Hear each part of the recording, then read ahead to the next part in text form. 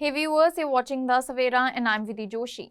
US President Donald Trump recently remarked, "I'm very close to India. I'm very close to the Prime Minister of India.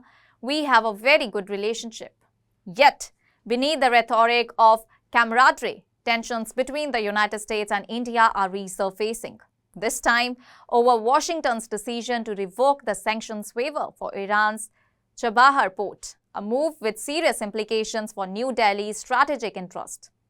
In a major policy shift, the US State Department announced that effective September 29, 2025, it would rescind the exemption granted in 2018 under the Iran Freedom and Counter-Proliferation Act. This exemption had allowed India to invest and operate at Chabahar, given its vital role in supporting Afghanistan's reconstruction.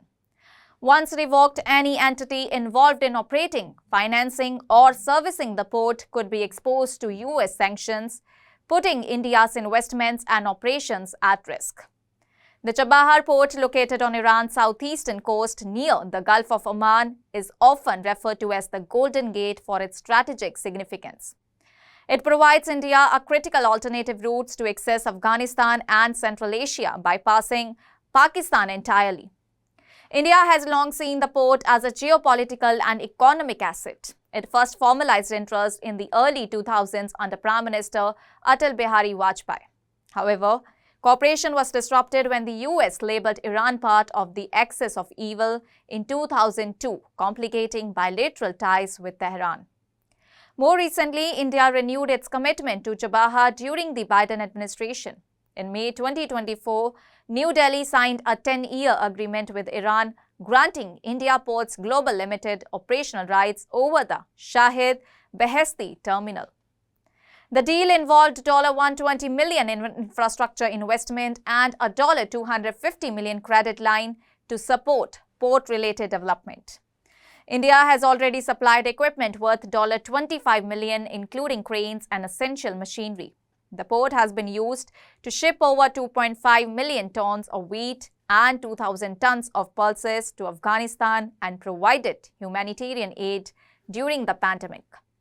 Beyond regional access, Chabahar is a key link in the international north-south transport corridor, a 7,200-kilometer network designed to connect India to Europe via Iran, Azerbaijan and Russia.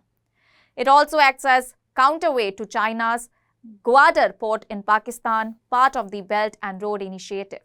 For India, the port is not just a trade route, it's a linchpin in its regional strategy.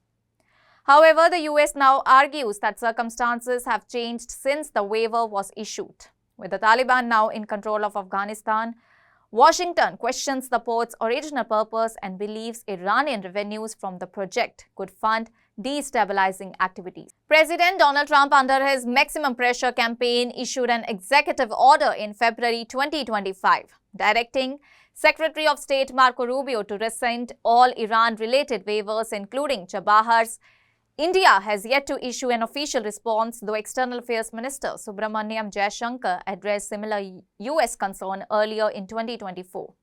He expressed confidence that Washington would understand Chabahar's broader strategic value and not take a narrow view. Still, the waiver's revocation places India in a difficult position. It jeopardizes years of investment, exposes Indian firms to US sanctions, and disrupts plans for regional connectivity and influence. It also comes amid rising trade tensions, including US tariffs of up to 50% on Indian exports and a 25% duty on oil sourced from Russia.